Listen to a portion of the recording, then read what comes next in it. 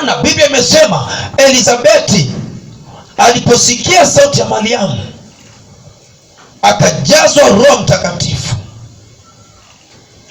Akajazwa Roho Mtakatifu ndani yake, ndipo akaanza kusema sasa, akaanza kutabiri, akaanza kufanya unabii baada ya Roho wa Mungu kujazwa ndani yake.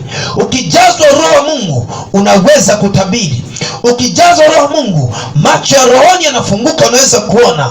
Ukijazwa Roho wa Mungu masikio ya rohoni yanafunguka. Ukijazwa Roho wa Mungu imani yako inaongezeka. Ukijazwa Roho wa Mungu maarifa yako yanakuwa.